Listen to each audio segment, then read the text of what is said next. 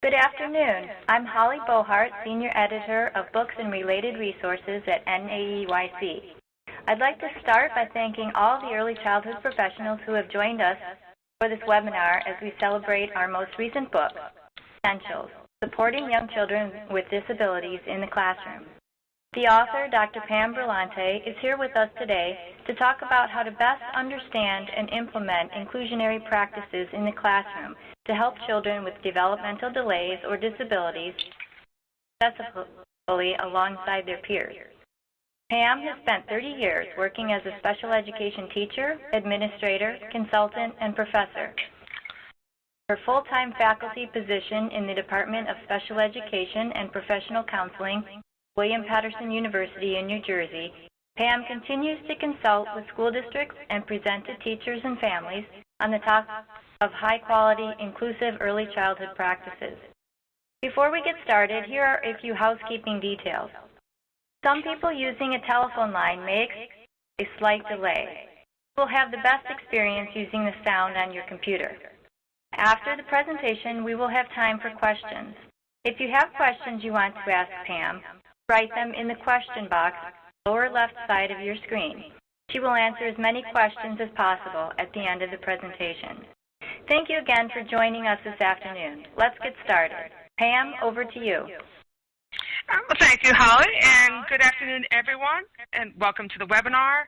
Today we're just going to talk about some foundational ideas around including children with disabilities in your classroom and give you some ideas as you head back to start the school year. But first things first, we're going to start today's webinar with two poll questions so we can get a feel for what your experiences are and where we're starting today. So here is our first question. So you can answer, in my program or school, young children with developmental delays or disabilities are included in high-quality early childhood classrooms alongside of their peers. Let's see what you answer. Okay, so we ended our survey, and it looks like most of you strongly agree with that statement, that in your program or school, young children with developmental delays and disabilities are included alongside of their peers. That's great news. All right, let's do our second poll question. We're going to send it out now. I personally believe that including young children with disabilities and developmental delays or disabilities into high-quality early childhood classrooms, with the appropriate supports and services, of course, is the best educational option. Well, those are wonderful results, right? If we look, almost 80% of us strongly agree, and 16 or 17% of us absolutely agree.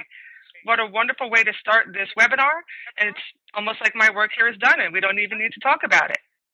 But let's talk about it for a little bit. Let's talk about inclusion, that I word, why it's so scary, and why it really doesn't have to be. Now, I do understand that it's scary.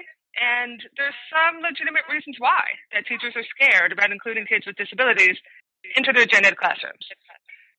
It could be people are scared because they don't have any formal training in special ed.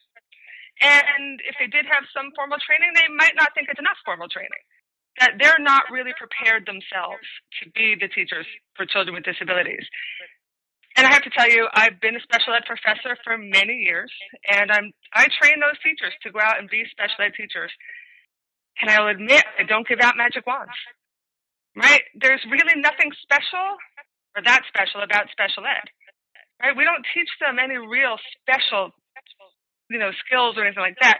We just teach them to look at each child as an individual, to think outside of the box, right? You have to know the box, but you have to think outside of the box when we're teaching kids with disabilities, right? And every teacher, no matter what you're training, has the ability to think outside the box, right? There's no specific recipe that makes inclusion work or makes a special ed teacher, great. It's just about being good teachers and looking at every child as an individual and teaching them as an individual, right? There's other reasons it's going to be scary. We actually didn't grow up in inclusive environments, many of us. I know I didn't. I'm older than some of the people who are on this call, but I didn't have any former teachers as role models, for how to do this, for how to include, peers with disabilities next to me in the classroom. Classrooms are different now than the ones I grew up in. And they're even different when I started teaching. what happened 10 to 20 years ago is not what's happening now. We are including much more students with disabilities right from the beginning, and students with even more significant disabilities are being included every day, which is a wonderful thing, but it is still scary for some people. And that's totally legitimate. It doesn't have to be scary. As early childhood educators, you'll realize that many of you are already teaching, already have taught children with disabilities. You just didn't know it, right? Many times when you've taught children in pre-K and K classes, first grade classes, they'll get identified as having a learning disability later on, second, third, fourth grade. But you taught them in preschool and K and 1 just fine, right? They might have had students who needed something extra. There might have, with the slides, right? There might have been students, that we were concerned about, but it didn't stop them from participating in our routines and participating in activities. And sometimes it's that label that just makes us scared, and the fear of the unknown. We still do have questions, and those are also legitimate for some very good reasons we have questions, right? And is part of it the fault of the places that trained us, okay? The way we train teacher educators is a little antiquated. We really do need to have more than just a basic understanding of the needs of all children, right? So every teacher needs that. They all need to know how to teach children with disabilities, children who are gifted, children who are dual language learners, right? Children who live in poverty. All of that needs to be given to every teacher, right? So that could be the reason why you still have some questions, right? The whole experts versus generalists vision. Even in my university right now, the special ed department is a different department than elementary ed and early childhood ed, right? We're considered specialists. We're considered experts. And that separate training, that separate everything is what causes this expert versus generalist mentality, right? It doesn't have to be the case. Some of the best teachers of kids with disabilities I've ever seen have had no formal training in special ed. They were just really good general ed teachers who just had some really good practices, right? So maybe they weren't the expert, but they were wonderful for our kids. That medical versus educational needs, or that model, right? A lot of times those families and teachers, we look for that medical diagnosis to help us understand, but that medical diagnosis doesn't really give us the information we need to know how to teach children, right? It doesn't help us actually in the classroom. And because that's what, if we look at the next, first we do no harm. We actually have to believe in ourselves about what we know about developmentally appropriate practices, right? And what we know about what all children need. And that's what goes first. That medical diagnosis sometimes can get in the way of what we know about how to teach young children, right? There's specialty things for children with autism. There's special ways to teach children with Down syndrome. You know what?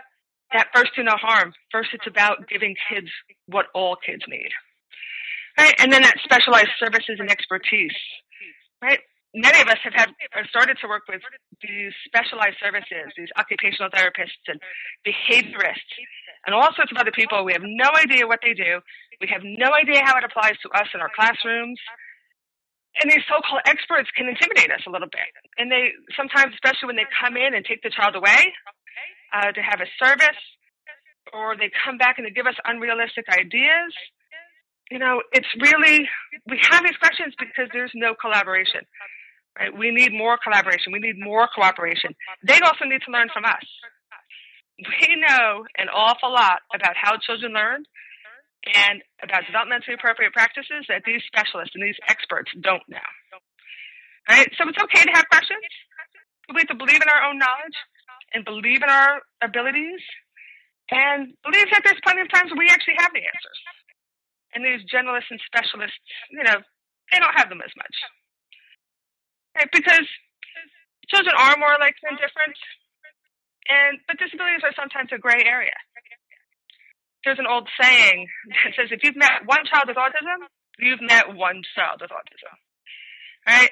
So that all children are different. Now, how their disability impacts them in everyday life, in communications, in functioning, can be different, reality, kids are more alike than different, right?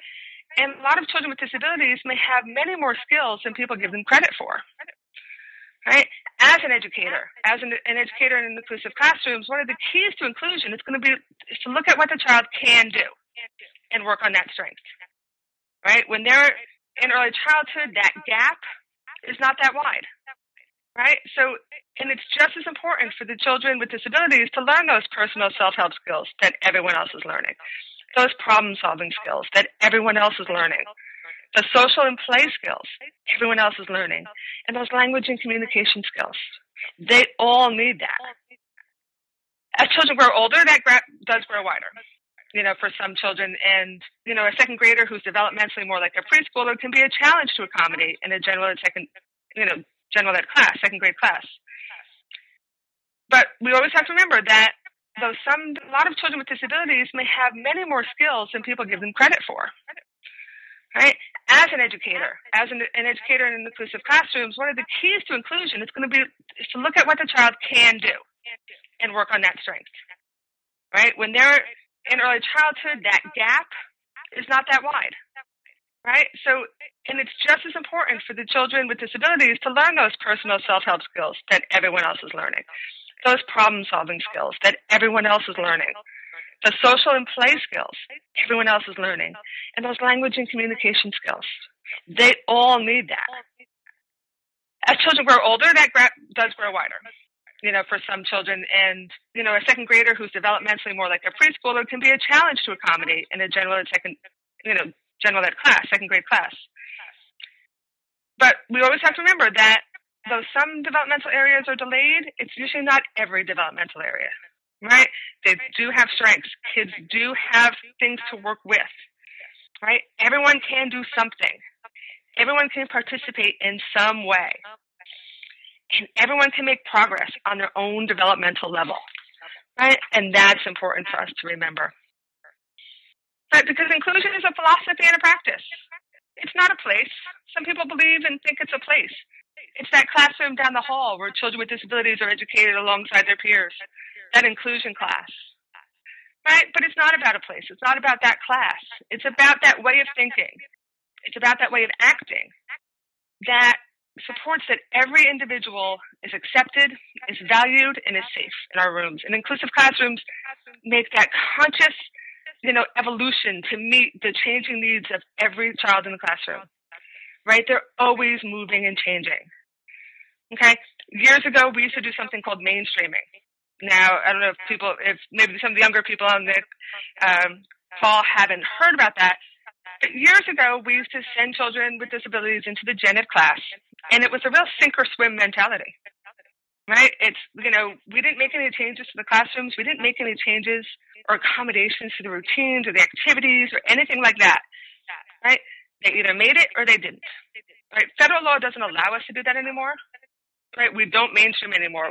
When we do inclusion, it's a different philosophy, and it's supported by research that when we provide the appropriate supports, the appropriate services, make the accommodations that the child needs, so we change the classroom, right, and change some of our practices to accommodate the child, that children with disabilities are going to do better, okay?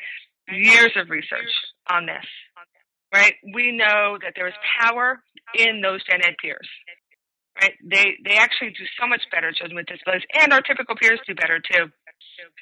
Right, because when we make this change, when we include kids, right, when we're including them, we're fostering that community, and we're modeling for other kids that it's okay to be different. Diversity is a good thing, right?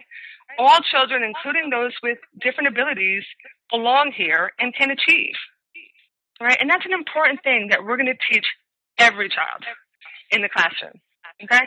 And that's really going to be one of the keys to developing a real inclusive program and philosophy and community.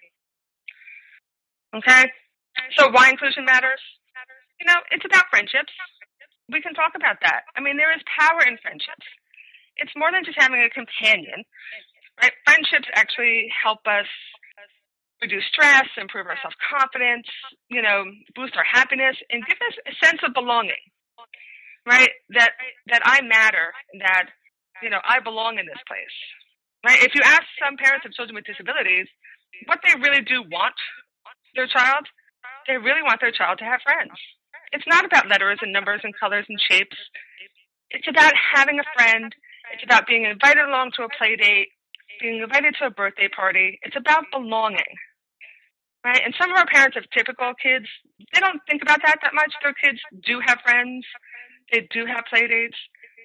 But our children with disabilities sometimes don't have that, all right? So our inclusive classrooms help develop these friendships by creating opportunities just to be with peers, right? You have to be around people and get to know them and their interests and experiences to develop friendships. And that for young kids, that happens in their classrooms, right? These are their people that they're around every day. They have common experiences and common interests, right? Because just being there is not enough. For friendships to develop, it's really going to take a lot of time, a lot of common experiences, a lot of interests, right? As we said, the inclusion itself is not magical. Just being there not the end of it. It's about ongoing contact. It's about teachers fostering friendship skills, teaching the skills that need to be taught in order for kids to become friends and to stay friends and to have that enduring relationship, right? So it's important for teachers to create opportunities for social skills, right, in addition to the academic skills, because friendships matter, right? Why else does inclusion matter?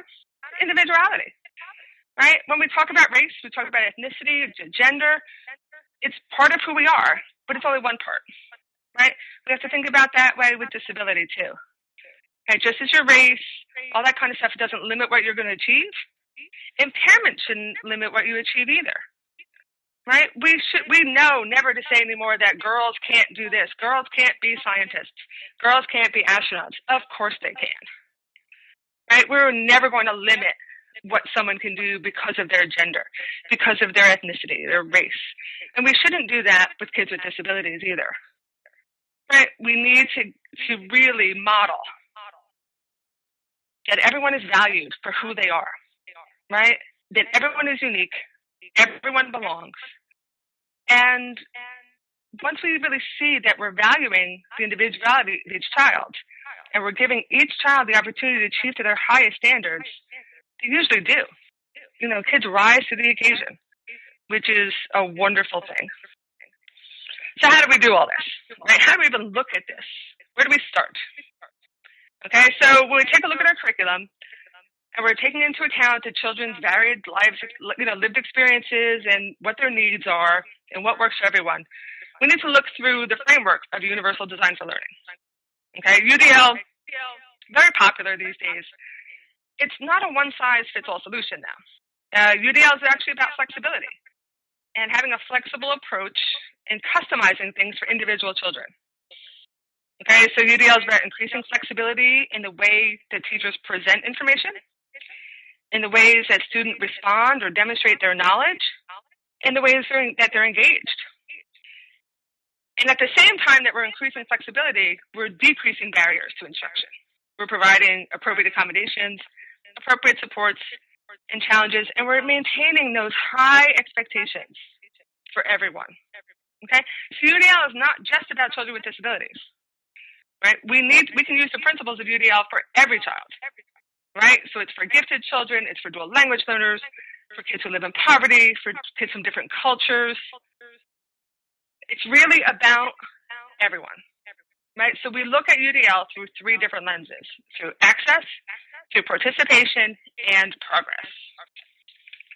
Okay. Before we start, though, we can't forget those developmentally appropriate practices. Okay, so in every part of UDL, it goes hand in hand with developmentally appropriate practices. We can't forget those. And even part of one of those three core considerations of developmentally appropriate practices, it's actually about UDL, right? We look about knowing what's individually appropriate for children. Nacy actually says when we learn about specific children, what we learn about specific children helps us teach and care for each child as an individual. By continually observing children's play and interaction with the physical environment and others, we learn about each child's interests, abilities, and developmental progress. Right, so as we go forward and talk about being more flexible and talk about removing barriers, we must be grounded in that research about how young children learn and develop, right? And what we know, research tells us, is effective in early childhood classrooms. So, okay, so let's get back to access, right? Access, I mean, we can talk about wheelchair accessibility, physical accessibility. That's one place to start the conversation, but that's the only thing, right? But let's start there. Let's think about your space. Think about access. You know, the goal for independence. Can children actually get into your building? Can children and families get into your classroom? Can they get around your classroom? Can they get into your bathroom facilities? Can they move around your classroom? And we have to think about some of this can be done for everyone. Okay? So installing a ramp for a child with limited mobility to get into the classroom is a better option than employing an aide to carry someone in. But that ramp is also going to be used by parents with strollers, someone on crutches, right? Or just all of us can use a ramp the same way. So that physical access is part of it, right? We can even add braille signs, sign language, and all those things can make the difference between dependence and independence, right?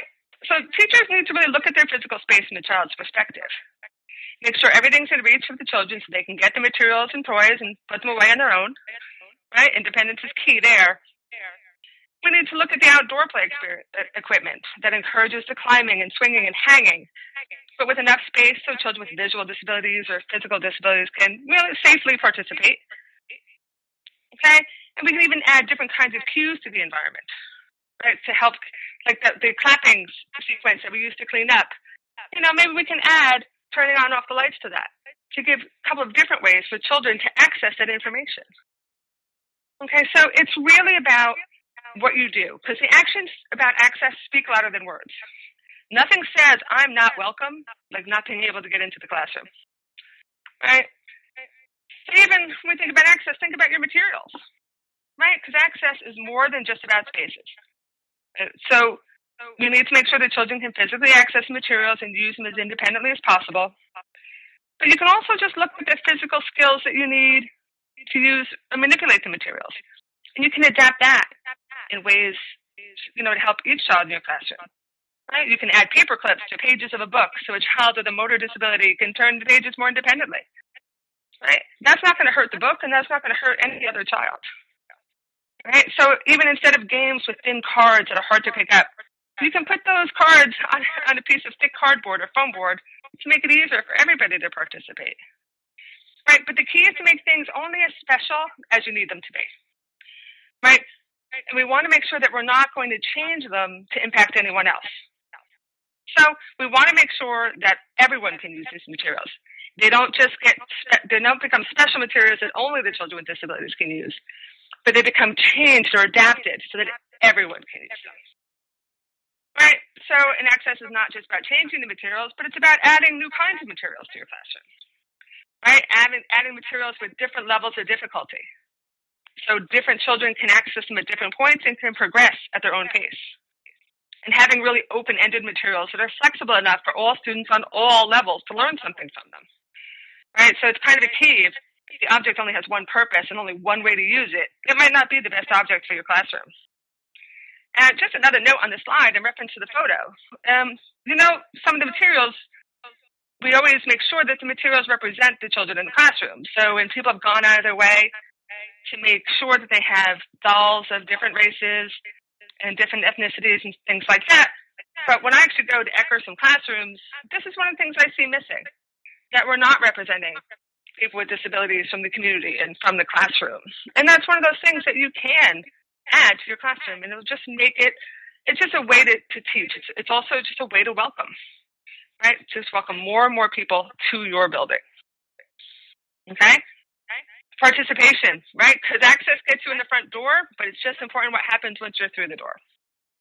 All right, so being an active member of the routines and activities is essential for inclusion.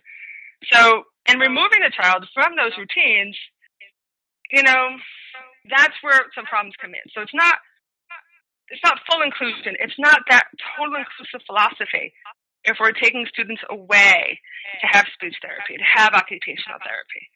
So sometimes those are scheduled to accommodate the needs of the adults, right? And they're disruptive. And they're not promoting generalizing skills within the natural environment, right? Children need to learn the occupational therapy skills to play with the toys in the classroom, to open up their lunch during snack time or during lunchtime. That's where they need those skills. So that's where those skills should be taught. It's a real philosophy, right? Because we know routines and schedules are important for all kids. And those predictable routines help them, to just be part of the classroom, to learn to clean up the centers, to learn to get ready for lunch. So we might need to work with those therapists to embed those therapies within the classroom during the routines of the day so the teachers can actually see what's going on and learn from them. And the therapist can actually see what skills the child needs to use when. So that's really important. And also, we can actually work to provide extra activities in the classrooms. The child has more opportunities to practice those therapeutic techniques. Right? So whatever the therapist is working on, we can actually, when the therapist leaves, we can still work on it with the child. Right? It's a way to give the child more therapy and more realistic goals to help them in your classroom. Okay? So when we're thinking about participation, we have to think about their experiences sometimes, right? When we think about how students, how they participate in their classrooms and activities, we might need to step back a little and understand their different experiences and where they're coming from before they're getting into our classroom. Have they had the same experiences and same access to the materials like computers and pretend play and those kind of toys that any other child has had? Have they gone to the same places? Have they been taken to the store, taken out to dinner, right? Have they been to the farm, to the zoo, to the beach, on an airplane? I mean, those are things that we talk about in classrooms. Those are experiences that we use as a foundation for some of our learning. And sometimes children with disabilities, especially children with more involved disabilities, won't have those experiences. Their siblings might, right, but they might not, right? Because we have to understand that that can be difficult for families, right? Families, it might be, not to say not worth it, but some families it might be extraordinarily difficult, to take all the children out to Walt Disney World, to the beach, to the farm, things like that. So we actually have to take that into consideration when we're looking at some of our classroom experiences. Right? They actually might need to explore some of our materials at a different level, at a more basic level. Right? If they've never had an iPad, they might have to play with it a little bit just to understand, versus a typical peer, who plays with mom's smartphone all the time or plays with the family iPad. Right? So we have to talk about that.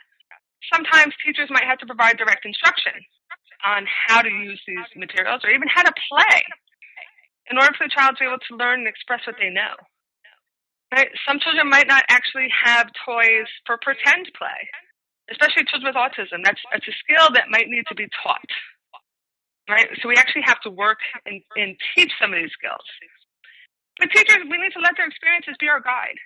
Right? And we actually need to prepare to relinquish some control of our classroom in order for children to engage in the learning that they need at their own developmental level. Right? And they need a lot of time to explore and experience these different actions and materials with less guidance from us sometimes. Sometimes it might be more guidance, but a lot of times it might be less guidance. Sometimes it just might be that they have to experience this. Right? So you have to think about that. All right, let's talk about progress.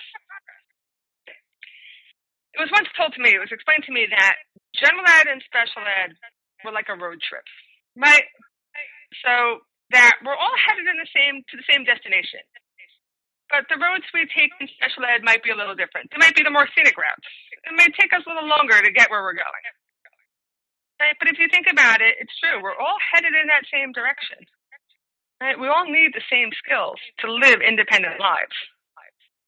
Right? And it's not that students with disabilities should skip that.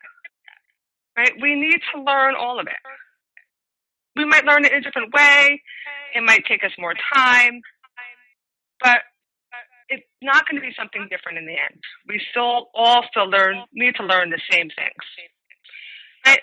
When we talk about progress, some children with disabilities are going to be measured, their achievements are going to be measured by their IEP goals, their individualized education programs. And we want to measure the child's progress against their own prior knowledge, not against other children. Okay, but with the flexibility of UDL, right, when we look at those multiple ways of doing things, those multiple avenues for access and participation, when we talk about UDL in the progress terms, we're talking about allowing children to show us what they know in ways that work for them, right? And that's going to give us more accurate information and accurate assessment of their knowledge and skills, right? If they get to tell us what they know in the way they like to best. Do they like to demonstrate it? Do they like to, show me on a piece of paper with materials, right? It's not just the way I want it, the way I want to assess them. It's the way they want me to know that they know something, right? And this is also a great way to learn how to teach them better, because that's the way they like to learn. That's the way they want to demonstrate their own knowledge, right? So that gives us more information about supporting them better, right? Because ongoing assessments, those every day, those summative and formative assessments, they're going to help us make better decisions for the kids. The more we know about what they know and what they can do independently or even with assistance, the better we're going to be able to design those developmentally appropriate activities and programs for them. Right? So we really have to look at what they're doing and how they're demonstrating their knowledge, right? Because what does success even look like, right? It's more than just meeting your goals, right? It's really when we look to measure the success of inclusive programs and that inclusive experience, we want to look at other things too, okay? One measure of success is going to be independence, okay? There are times when adults will over-support kids or over-protect kids with disabilities in order to not make things harder for them, or, they're going to help them keep up with their peers. And a lot of people, they do this out of the goodness of their hearts, and they really do believe that they're helping. And they don't really understand the negative consequences of over-supporting, of letting children with disabilities fail a little bit. So the greatest thing you can do for a child, any child, including a child with disability, is help them become independent.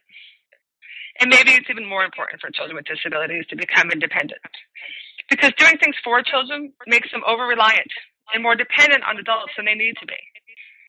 Right? Developing skills around independence is teaching them to solve their own problems and to face their own challenges head on, which is an essential skill for life. Right? So we need to resist the culture of learned helplessness. We need to let them do it themselves. And as teachers and educators, we need to be really aware of classroom aides, special education aides, even other children who want to over-support kids. Right? The adults think it's their job, like they were hired to work with this child and to help this child. Right? But all of our jobs are really to help them make the child as independent as possible. Right? So that they can learn and be part of that classroom community and, the community at large. Okay? Another measure of success is going to be acceptance, right? That being part of the classroom, having friends, being a friend, being accepted for who they are and what they can do, right? That's important too. Okay? Why are your efforts worth it, right? We have to remember there's no special needs world out there when they graduate from high school. There's no, a parent actually explained to me once that there was no, special needs line at Walmart.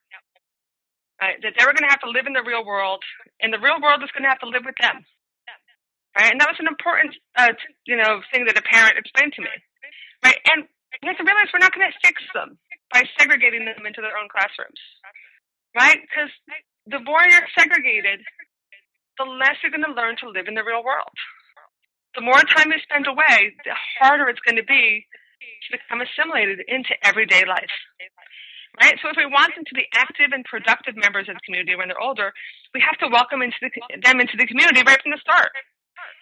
right? We need to accept them and to understand them and give them ways to access our communities and participate alongside of their peers and demonstrate what they know in their own way, okay? So in order to change the world, we need to look at disability as just a natural part of the human experience. It might happen to all of us through injury, through aging, right, through accident. It's just part of the human experience, right? We need to help others around us understand it and deal with it without shame, without resentment, without pity, without prejudice. And it's all going to start in your classroom, right? And that's an important thing for you to teach the next generation. Okay, so before we go on to the last poll question and to the Q&A part of the webinar, there's a few things I want you guys to remember, okay, from this webinar. That it's okay for every child to have their own rate of development, right? To keep track of each child as an individual and help them achieve at their own pace is what we're there for. Okay, education is an individual. Even though it's a societal thing, it's an individual thing. We want to work with kids and make them improve, make them be more independent, right? Make them be part of our communities. Okay, it's okay as a teacher in a general ed class to make adaptations for just one child, right? I've heard over the years that it's not fair to the other children, right? If I make all these changes, it's not fair that this child gets to have snack early. It's not fair that they get to hold their Spider-Man toy in their hands during circle time. You know, and there's a difference between fair and equal, right? Equal means everybody gets the same thing, but fair means everybody gets what they need. And when someone says to me it's not fair, my usual response is it's not fair that this child has a disability, right? That's what's not fair. So it's not fair that this child's not getting what they need to grow and develop. That's to be equal, we might have to be different. To be the same, we might have to be different. Okay, and one last thing, if you need help, you need to ask for help. Right? There's no shame in not knowing all the answers when it comes to including a child with disabilities. Special ed teachers don't know all the answers. Medical doctors don't know all the answers. Even, I will admit, college professors in special ed departments like me don't know all the answers. Right? Every child is going to be individual. They're going to have individual needs. There's not one set of answers. It's a jigsaw puzzle. We have to figure out how all the pieces fit together. All the pieces of the impairment and how it impacts the child, right? And now how it impacts the child in this unique situation versus at home, which is another unique situation, right? We need to ask for help. But more importantly, I think I want you general ed teachers to trust yourselves a little more. Trust your instincts, right? You understand developmentally appropriate practices. You know more than you think you know, right? You know what children need. You know how children learn and develop, right? So you might need a little bit of help, but you probably don't need as much help as you think. You might be, and you probably will be, one of the greatest influences on this young child's life. And the experiences in your classroom might make all the difference in the world to make them independent adults, which is our goal. Right? So now we're going to take one more poll at the end. Okay, let's see. Can we send this one out? How prepared do you feel to teach students with disabilities in your early childhood classroom?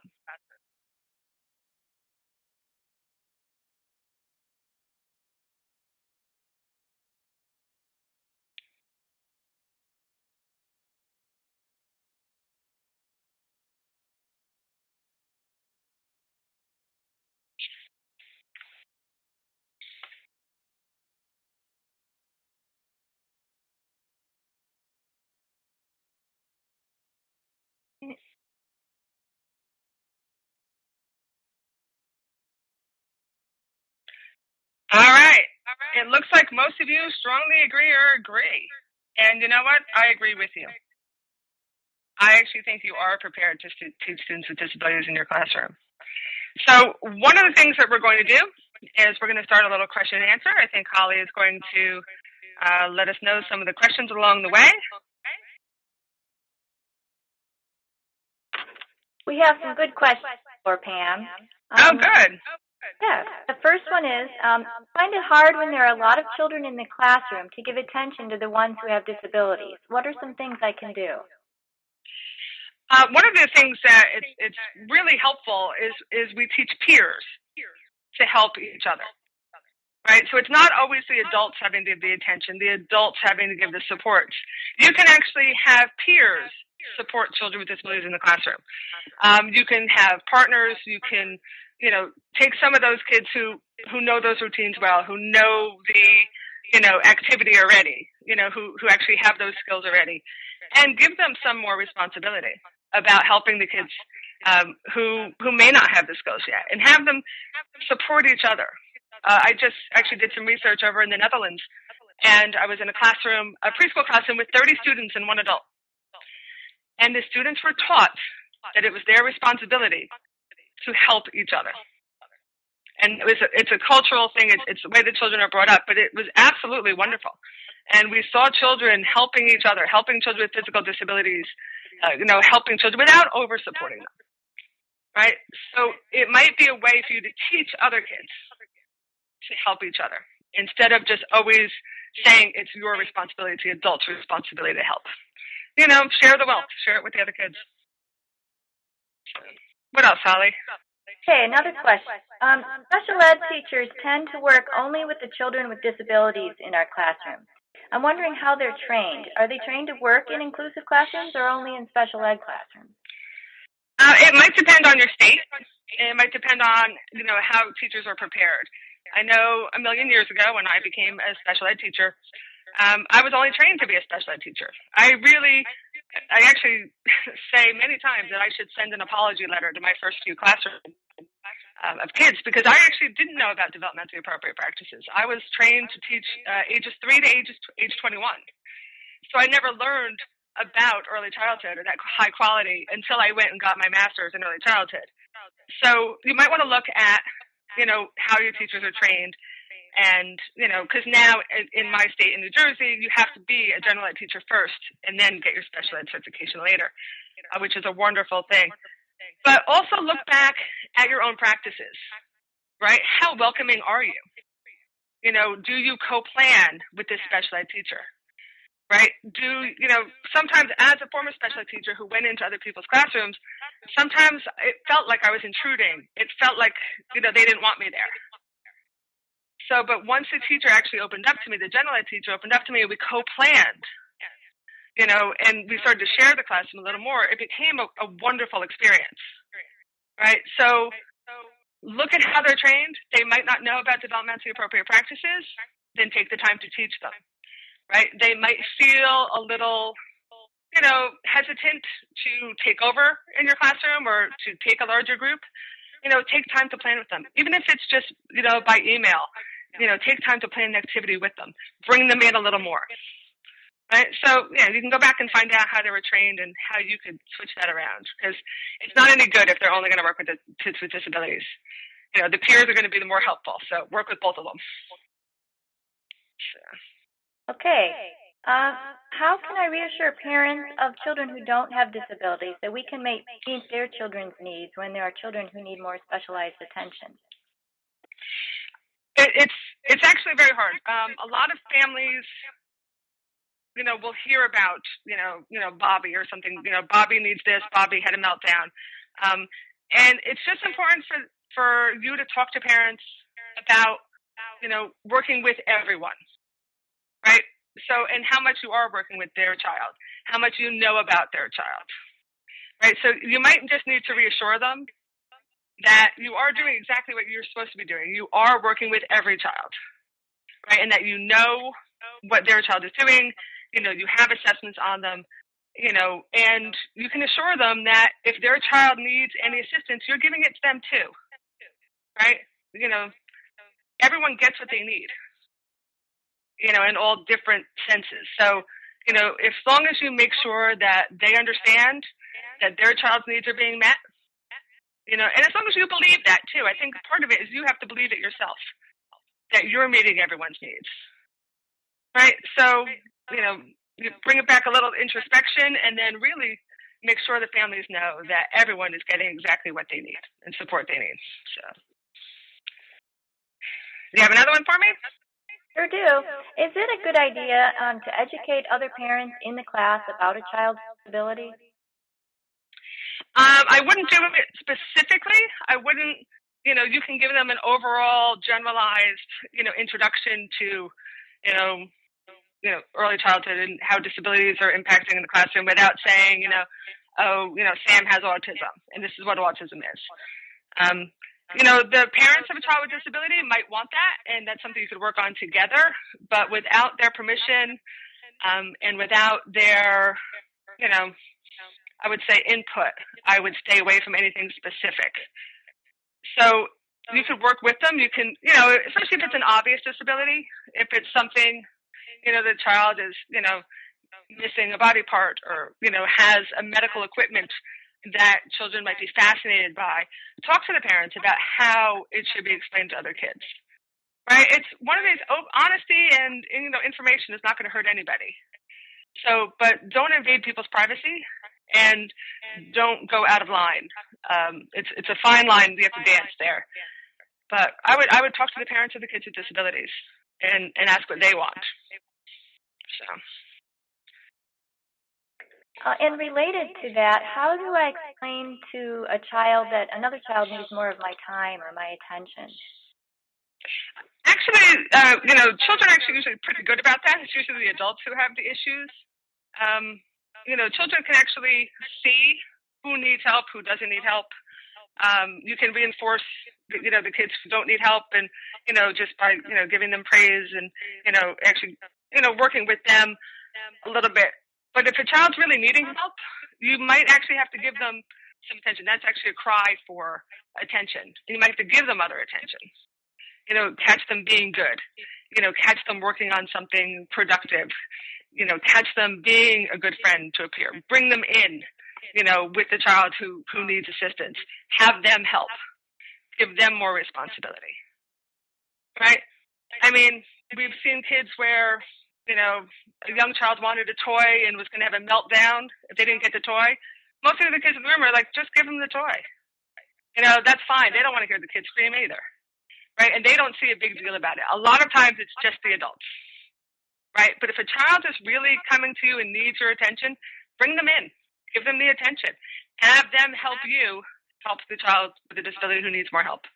Give them more responsibility. I mean, if they're really crying out for attention, you have to give it to them. That's just my philosophy. So. Pam, what about a child who has difficulty following the routine or even who hurts other children? How do I help them? Well, any kind of behavior is communication. They're telling you something, right? So if they've hit another child, they're trying to communicate something to you. So either, they're having difficulty following the routine, they don't understand the routine, they can't follow the routine for some reason. So that behavior is telling you something, and you have to figure out what it is, what's happening. So following the routines, most children can learn them. You might have to go back and see where the issues are happening. What step, right?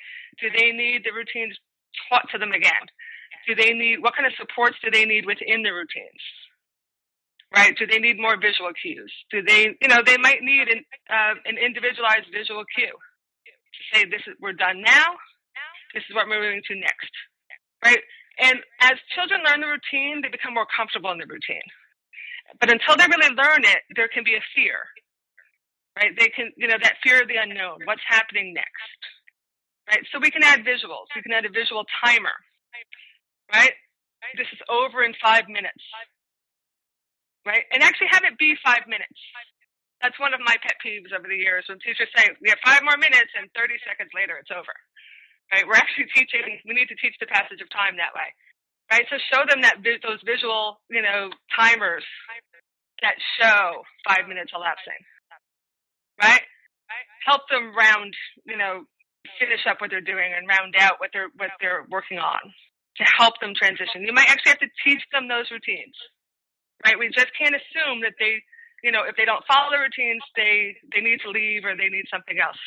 No, we actually need to teach them, right? So there's a skill that's missing. If behavior is happening, it's usually a skill that's missing, right? So teach them that skills. Find out those skills, right?